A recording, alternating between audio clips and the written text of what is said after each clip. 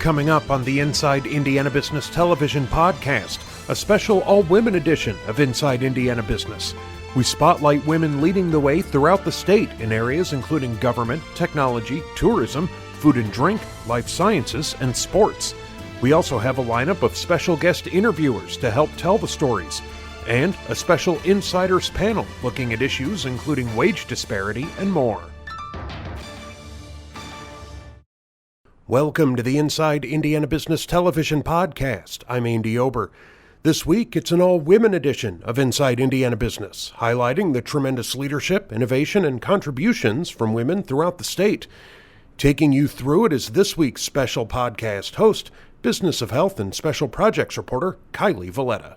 Thank you, Andy. As Indiana's Secretary of Career Connections and Talent, Blair Milo is leading Indiana's charge to build a 21st century skilled and ready workforce. She is spearheading efforts including training grants and the pilot 21st Century Talent Regions program. Milo detailed those initiatives with Inside Indiana Business host Gary Dick. Okay, let's talk about this next level agenda. We all know that talent, workforce, big issue in Indiana, all over the country. But give us an idea of how substantial or how real this issue is in terms of creating more talent. Sure. Well, we anticipate having over 1 million jobs that we need to fill over the next 10 years. And what we see happening not only across the state, but really across the world, that the governor has shared that he's had these conversations with international leaders that he talks with, that the changing nature of work and ensuring that we're developing awareness for what these kinds of opportunities are, as well as then developing those skills to be able to take advantage of these growing numbers of positions that also have higher wages associated with them as well. All right, let's talk. There's several elements here. One, our workforce ready grants, also employer training grants. So those are already in the works, and individuals and also companies have been taking advantage. Yes, we've had tremendous success with the Next Level Jobs program that you mentioned, that the Workforce Ready Grant has served almost 12,000 individuals that have enrolled in some high-wage, high-demand certificate programs. Almost 4,000 people have already earned those certificates. With the Employer Training Grant, we've had over 450 businesses across the state who have participated in the program, and almost 7,000 people trained through that program as well. Looking to be able to expand that, to double down on what's working, that we've seen tremendous success there, and so excited to continue working with our legislative partners to continue providing those kinds of tools. All right, you've really launched kind of what I would consider somewhat of a new model for addressing this issue, these 21st century talent regions. So regions around the state of Indiana that would apply to participate in the process. Talk about how they work. Well, in areas where we've seen success, where we're seeing regions that are able to attract population, they're growing their population, they're growing their median household income, and they're growing their education attainment levels. We said, well, what is it about this area that's helping make this work? It's collaboration. It's where you have all the different entities talking to one another regularly to explain who's doing what where, to put some metrics around how they're all working together, and to have those three key goals for all of the different partners to work towards.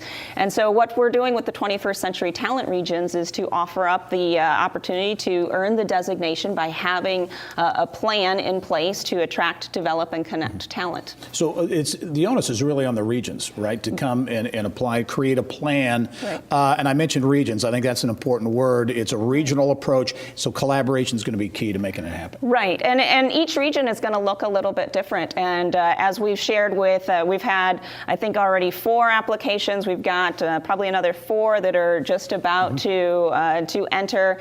So this has been taking off very quickly, and we've said we want to be a true partner with you, that we want to meet you where you're at and then be able to identify what some of your needs in order to meet those different nuances of our different regions. And this is really a plan modeled after a successful program in the Columbus area in Southeast Indiana. Very much so. And we've been able to work with not only that team, but some of the other partners across the state. And we've also been in close conversation with the Lumina Foundation on things that they've learned through their Talent Hub program and that designation.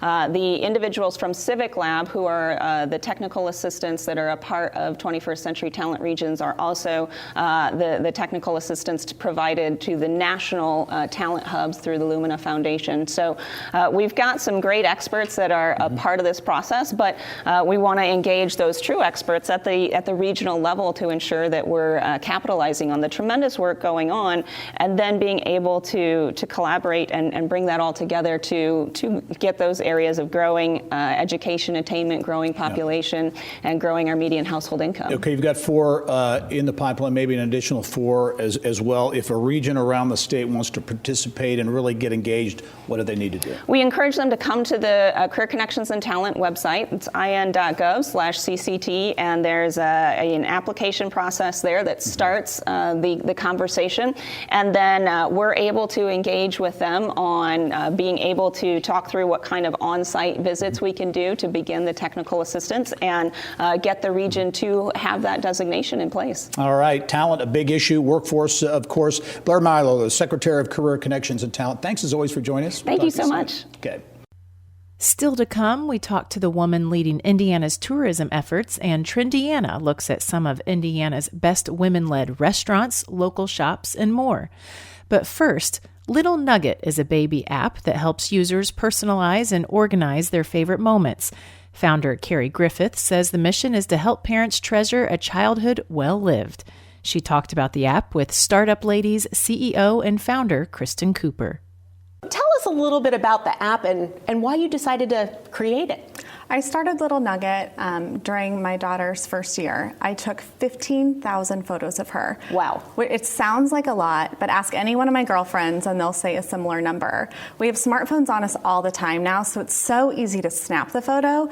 The hard part is turning it into something meaningful. And as a busy mom, I didn't have time to go through the thousands of photos on my camera roll, print them out, and then turn them into a beautiful baby book. And that's why I created Little Nugget, to make it easier for parents to document these moments. Tell us about the user experience. What's it like when a mom logs into the app? So you can download the app from the App Store, and then you create a different profile for each of your children. And as these different important moments happen and you get these great photos, you upload them into the app, add on personalized artwork or text, and then you save it to the dedicated album for each of their children, because the goal is to get those important moments out of the camera roll and into a safe place. So then when you're ready with Little Nugget, you can share it to family members on social media or create printed keepsakes. And tell us about printing on demand. How does that work? So straight from the app, we have a print shop, so you can create phone cases, you can do square prints or normal photo prints, and you can also really easily create a baby book just with a couple of clicks. And you got highly specialized. You created how many designs for this app? There's 1,600 custom milestone stickers in the app that I designed. That's incredible. So you are a hashtag woman in tech, and you spent some time at Microsoft. Tell me about how that prepared you to be a CEO of a tech company. Microsoft is such a great company, and it was such an incredible experience working there because they really invest in their people. And it really helped me to understand what it's like to be in the tech world. And as a solo founder going out there, finding the right technical partners that helped me really understand the right questions to ask of my technical team. That's awesome.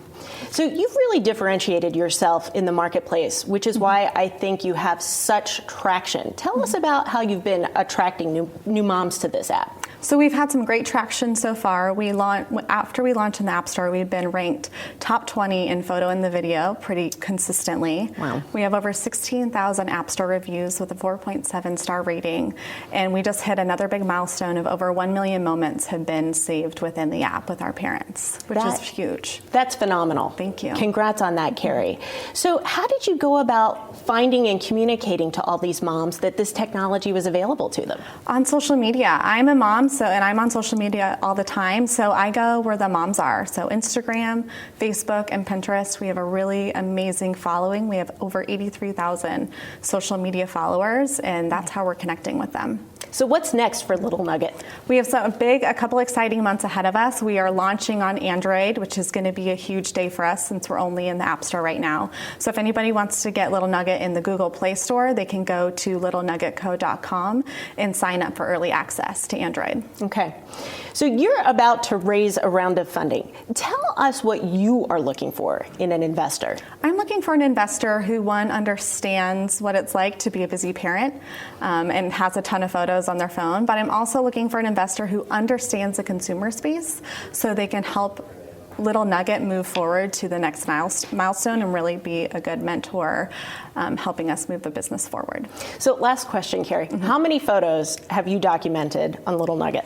Oh, that's hard. I have two girls, and each of them have at least 500 photos so far documented in the app. That's a rough guesstimate, but it's close. Okay, that's awesome. Well, congratulations to you on all your incredible success, on the growth of your company, and the fact that you're about to raise around, and I hope there's a lot of interested investors who want to invest in you. You're growing like crazy, so lots of good luck to you. Thank you, Kristen. Yeah. Later in the podcast, Trendiana spotlights women-owned businesses throughout the state and an interview with one of Indiana's life sciences leaders. But now, Misty Weisensteiner began her new job leading Indiana's Office of Tourism Development in January. She most recently served as Executive Director of the Orange County Economic Development Partnership. She spoke with guest host and Indiana Tourism Association Executive Director Carrie Lambert about her vision for Indiana tourism. So we have known each other for over 5 years now, but I know those watching may not be as familiar with you. So can you give us a little bit of your work background? Well, I'm from Indiana, southern part of the state. I was with the Visit French Lick West Baden CVB for several years, and then I became really interested in the economic development world. And there's such a close tie together between the two of those. So then I took a role as the executive director for the Orange County Economic Development Partnership, and then this opportunity came available. So, it's great to be back in the tourism world and then bringing the economic development piece to it as well. Yes, we often say in tourism that we are the welcome mat to the economic development world, and I think they marry each other. They do. So well. Well, we're excited to have you on board at State Tourism, and I know you've been on the job since middle of January, so you have definitely hit the ground running, and I know that you have been very, very busy. Can you tell us a little bit about some of the goals and plans you guys have for the next 6 months? After the session gets done, we really want to get out and about throughout the state and do listening sessions throughout the region and find out what our partners are up to, maybe what's missing, what we can do to help them out.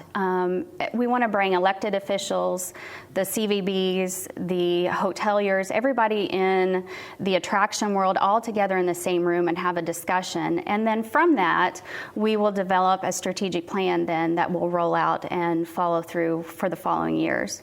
That's very exciting. So you mentioned that you're no stranger to the tourism world, having worked at Visit French Lick West Baden. And I know we offer so many experiences across the state. And when I'm out about talking, people sometimes don't quite understand the breadth and width of what we have here in Indiana. So I'm going to not ask you the question people love to ask me, which is what is your favorite thing to do in Indiana, because that's just too difficult. But I'd like to give you a few categories, and if you wouldn't mind telling us what we offer here in Indiana in some of these categories. So when I mention family fun, what are some of the things that we have here in the state? And that is funny. People don't realize how family friendly our state is, and there's stuff to do all across the state. Specifically here in Indianapolis, we have all kinds of things to do, all within walking distance, really close together. The Idle-Jorg Museum, the Children's Museum, that's world famous, really. A lot of people come to that. The zoo, you can walk along the canal, rent a Segway, which I haven't done yet. I have done. I would highly recommend it. It's very fun. They have helmets, right? Yes, they do. They definitely do. But there's all kinds of things to do directly here in Indianapolis.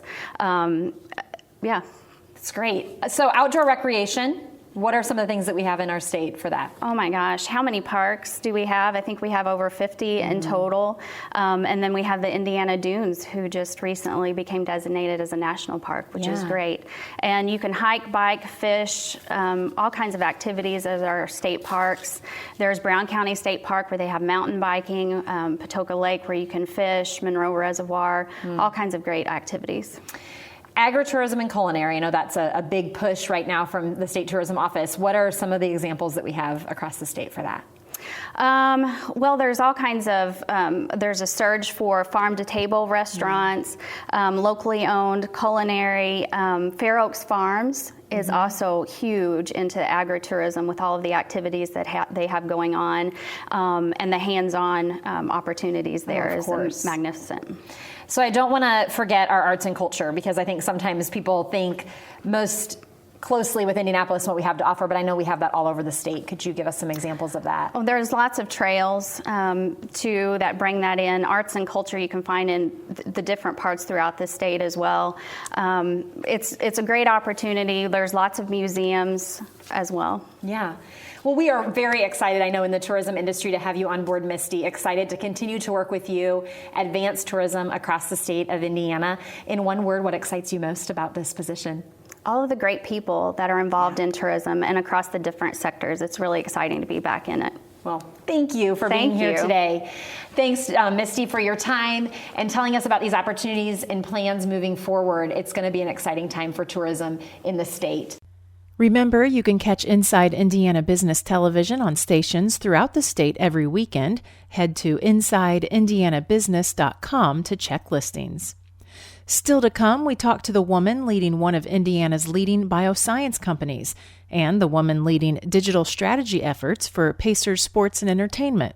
But first, women continue to play a leading role in the small business charge throughout the state, from the Milk and Honey Bakery in Plainfield to a downtown spa in Jeffersonville to Indiana Fever star Tamika Catchings' Tea Cafe. Yelp Midwest Regional Director Brittany Smith spotlights some of the best in our Trendiana segment, hosted by New Day Craft CEO Tia Agnew. Brittany, yeah, thanks for being here again. I can't wait to hear all about these women-owned businesses. Thanks so much. How perfect to have you with us to highlight all of these businesses. Excellent. So let's go ahead and dive in. Milk and Honey, located in Plainfield, like you mentioned, a French-inspired cafe.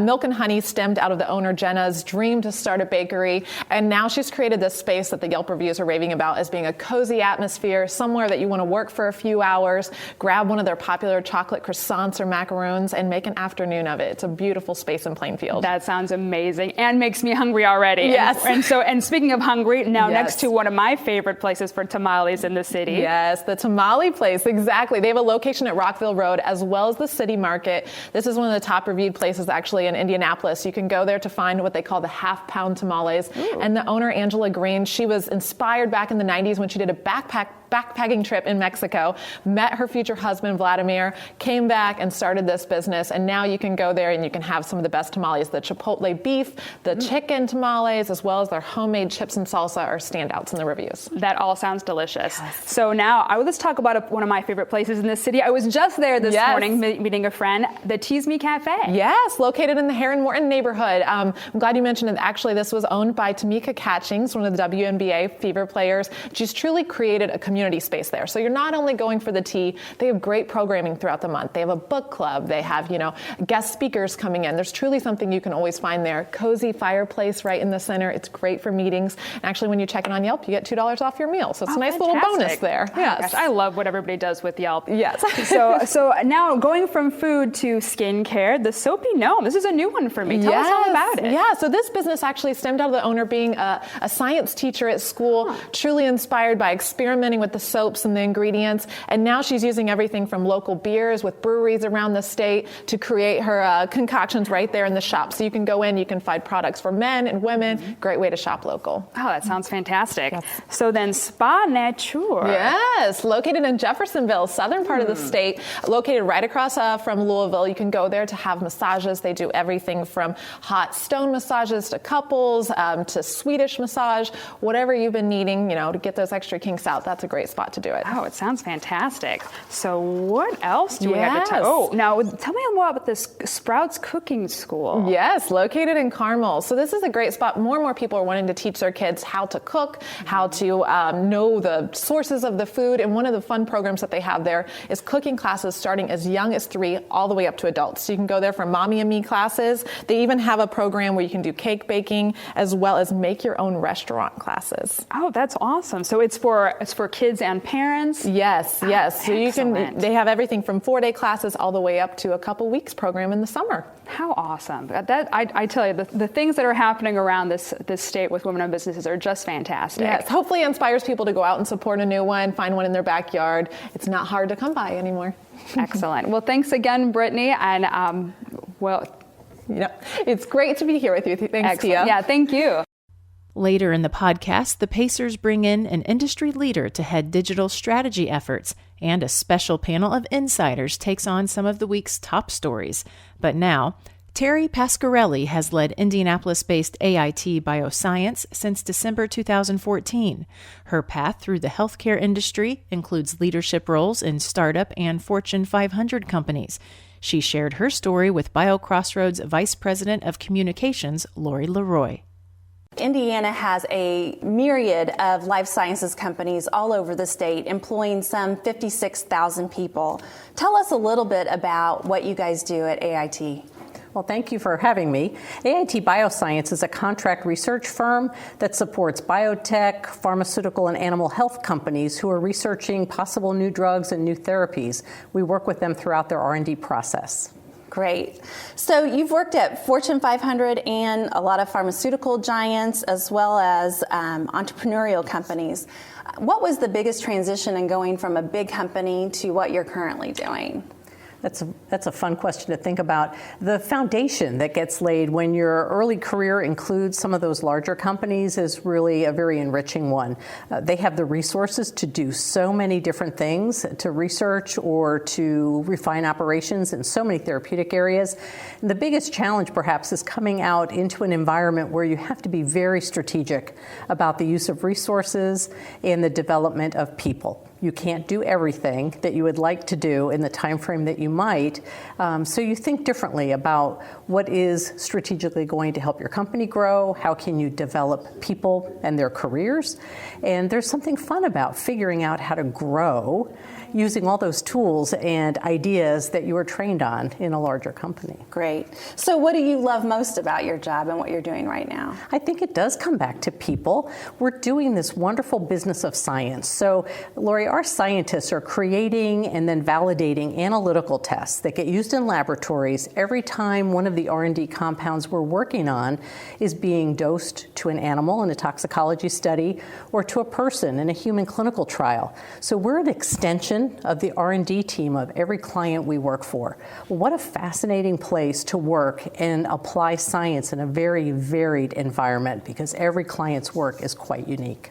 That's great. Again, just some more of the great innovation that's happening all over the state in the life sciences.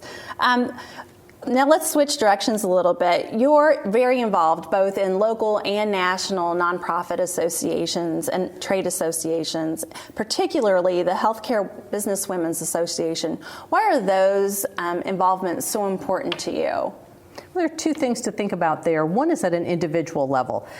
When I first brought the Healthcare Businesswomen's Association opportunity into Indiana, and we founded a chapter going on 15 years ago, part of the impetus was to say there are so many growth companies in Indiana, but they are small and emerging. They're not going to have all the resources again at hand that perhaps I was used to and other people were used to from a large company.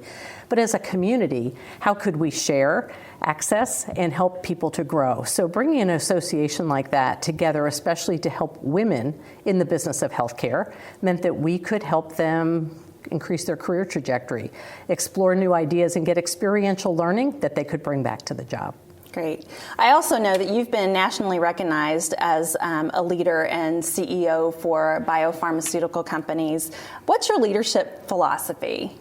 If I had to put a word or two to it, I would say situational leadership comes to mind. It's something I recall from early in career, and it seems to stay with me and be relevant all these years later. What is the need of the team, the individual, the circumstance that you're in, as opposed to coming at it from how do I think about the situation? It's less about me. It's more about what does somebody or something need from me. That's a really great message.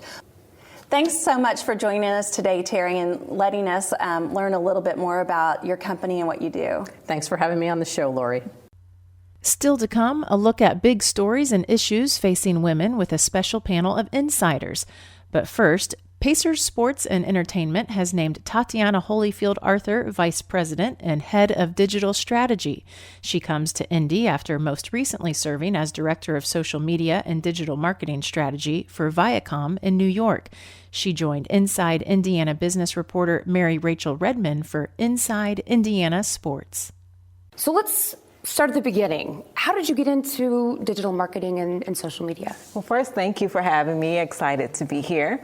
I started my journey in the media and entertainment space probably a good 15 plus years ago. And I had a few mentors throughout my career who helped lead and guide me while I was in school. But throughout my time working in marketing and media, I really started to gravitate towards being able to really resonate with our audiences through television, through entertainment, through media, and just be able to tell stories. So through that journey, I started to learn more about the marketing space.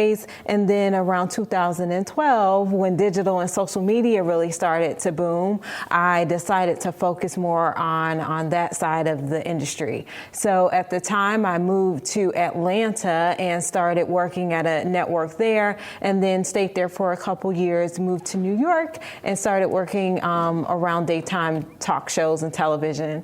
One of my most favorite coups, I guess, is I worked on the Maury Povich show, and we helped grow their social media following on Facebook to over 1 million followers in a year. So that was a pretty fun thing to do. And since then, it's just been a great journey of learning and executing in this ever-changing digital landscape. And your most recent position was with BET. Yes. And what did you do for them? Yeah, so at BET, I oversaw the entire digital strategy or in social media strategy. So there were over 300 accounts that we managed on a daily basis from Facebook, Instagram, Twitter, Snapchat, you name it.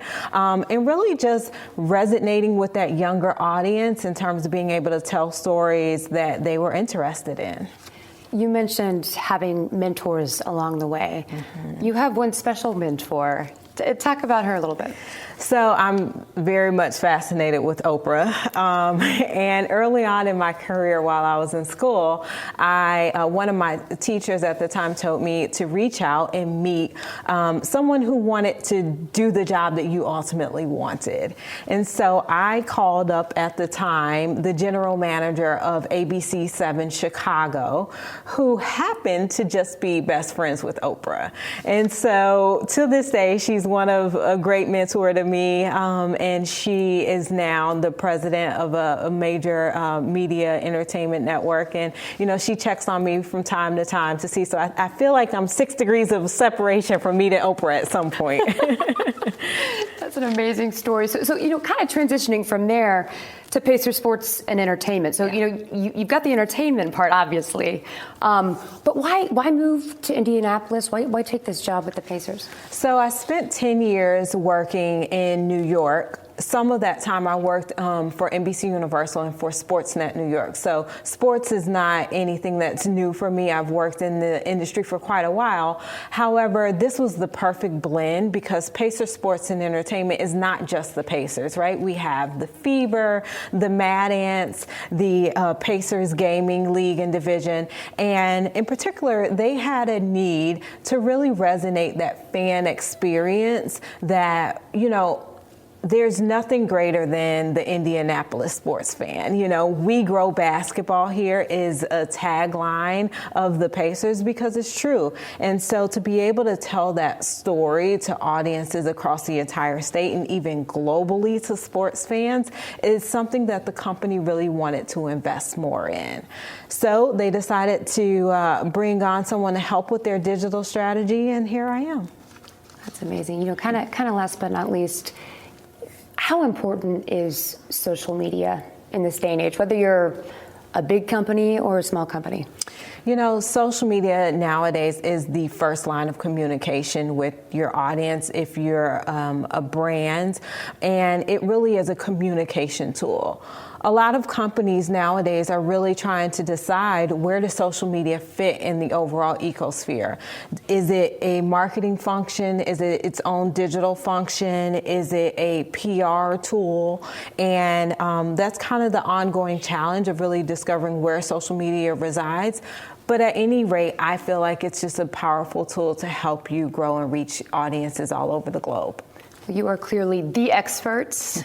Expect great things from you here and in the future with Pacers Sports and Entertainment. Tatiana, thank you. Thank you. And finally, a special group of insiders gives perspective on Indiana's top business stories as well as issues facing Hoosier women.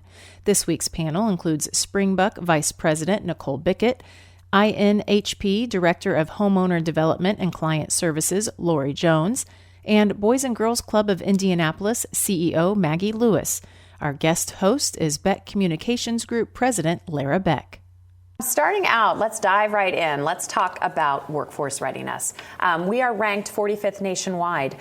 Nicole, this is really your area of expertise. How do we prepare for the next generation of female talent? Tell us a little bit broadly speaking about what we can do. Yeah, so especially from my vantage point in tech, women hold only about 25% of the tech jobs. So we need to encourage women to engage in tech jobs early, and that may be as early as elementary school, even junior high. Microsoft offers some programs where they encourage girls to come to their offices, practice coding, learn about tech, learn about business from a very early age. And then if they have an aptitude and an interest, they can continue it from there on. And then later in college, I think companies like ours can go into those colleges, provide mentoring opportunities for women, find the groups that they're involved in and speak to those groups. And I think there's some unique ways that we can engage women early for that, as soon as they're girls. But then I think there's also some creative ways we can manage this in recruiting. Okay. So typically you see, a data engineer being held by a man, and we may need to find female recruiters that are talented and skilled at finding females for those jobs. Intel started a practice where they offered $4,000 for recruiting their other employees that were women. Right, right. And that was so successful that Microsoft and Accenture followed suit. Oh, that's terrific. That's terrific. That's great. So, as we talk about that a little bit too, especially in moving women into positions of leadership, Jen, you run your own company, and I know you to be someone who mentors women, especially in the political world where you don't see that a lot. Tell us a little bit about that. Yeah, well, I certainly try to. When I think about 20, 25 years ago when I got started in politics, I was often the only female in the room for any meeting that I was in. And so I think it starts with us, and I've been very intentional about trying to recruit, promote, and support women, not just in politics, but in government, in the corporate world as they want to go on to something else. And, I think it's important that we support each other. That's something that I know we've heard before, but it's true. And so we need to be promoting women as leaders, and the more we can demonstrate our leadership and get out in front of there, it becomes more natural for people to see us in those roles. Absolutely. And that leads me over to you, Lori. You work for a female president. You lead a female team. You said a little bit earlier, it's all about the balance, especially in that area. Absolutely. Our community is diverse. Right. So it makes sense to have a diverse leadership team. And so we're very privileged to bring different experiences and different ideas and thoughts to the table to help support the community. Exactly. Moving on to wage disparity. We make $70 75 cents on the dollar for every man. And I know we all find that an unacceptable statistic. Jen, I think one of the key ways we can go about improving that is by increasing political participation. We're seeing record numbers of women getting involved in the process. Talk a little bit about that from your perspective. Well, I will. And I mean, I think there's some good and some bad signs. I thought it was interesting that you said 25% of women in tech. The average number of women in state legislatures across the country and in Congress is 25%. And think, we make up 51% of the population. Right. 25% of the legislatures. And so that's a challenge. And again, part of it is women recruiting women. And oftentimes, I don't know that it's intentional that men are recruiting men, but they're in these leadership positions, and it may be just a familiarity or, a bond that they have. And so women really have to get out, I think, and encourage more women to take on those roles. And that's something that, frankly, over the past couple of years, Democrats have done a much better job of than Republicans. And so I think it's something that we have to work on in both parties. Absolutely, absolutely. Nicole, you and I have talked a little bit about wage disparity off camera, and some of the things that Springbuck does to really lift up women within the organization. Share some of that with us. It's really interesting what you guys do. Yes, we are very proud of our program called Women of Springbuck. And it is about 30 to 35% of our entire population of our company. So, and it's very well attended. And we have programs where women are able to connect with one another, mentor, learn new topics. We recently had one of our topics was called Shine Theory, and I had never heard of it, but it was a term that was coined in 2013, and it basically talks about women collaborating rather than competing with one another. And so it was, we've used some of those tactics at work to continue to invest in other women and celebrate their successes. We celebrate their promotions. And then we also try to elevate some of the lesser known voices through this group. Oh, I think that's terrific how you can amplify each other. Absolutely. Lori, access to capital really for women is essential. And at INHP, that's something that you really focus on in terms of building wealth through home ownership. You were sharing a little bit of your story with us in the green room today. Share it with everyone here because it's so powerful. Yeah, it's a great testimony. I was our client at one point in my life, a single mom, no child support, very low income, determined to put my child in a home before she graduated from high school. And I did it. And that's who we see at INHP. The majority of our families are female. It was single mom, and not making a lot of money, but wanting just that safe, decent, affordable home for their family. And so building that wealth, it not only gives them a bigger self-esteem, with themselves, but also they're building assets and leaving something for the family. Exactly. And I think that also sort of segues into a topic that we have discussed a little bit of, and that is how do we close that gender gap? We know that networking is a great way to connect, building on our relationships. Before we go today, maybe we can just do a quick roundtable of just a recommendation or things we found that are helpful. Nicole, I'll start with you. Sure. I think we need to engage more men in the conversation. We have conversations amongst ourselves, and we have the Women of Springbuck groups talks about the issues that we face. But if there's 75% of men in tech that aren't hearing the conversation, we can't move forward. So I think that getting some male advocates would be really helpful. John, what do you think? And I think some of it, you talk about the wage disparity, but I think a lot of what women seek is flexibility. We need more options, and so maybe an innovative approach, and whether that's leave or things, so that they can be moms and that they can take care of their parents, which oftentimes women do. And I think we need to help encourage companies to be more flexible, and that would help. That's a great point, because that also goes to women who are who take a hiatus and then come back for those purposes. That can really lift them up. Lori, we'll close with you. Yeah, and in alignment here, mentoring. Our young girls, letting them see us in our leadership roles, saying, you can do this. We did it. You could do this. And so just being out in the community, being visible, and talking and mentoring the girls. That sounds great. Well, thank you all so much for being here. Thank you. That wraps up this week's Inside Indiana Business television podcast. Remember, you can find all of this week's TV segments as well as the top business news from throughout the state at InsideIndianaBusiness.com. While you're there, you can also subscribe to our platform of free e-newsletters. This is Kylie Valletta for Inside Indiana Business.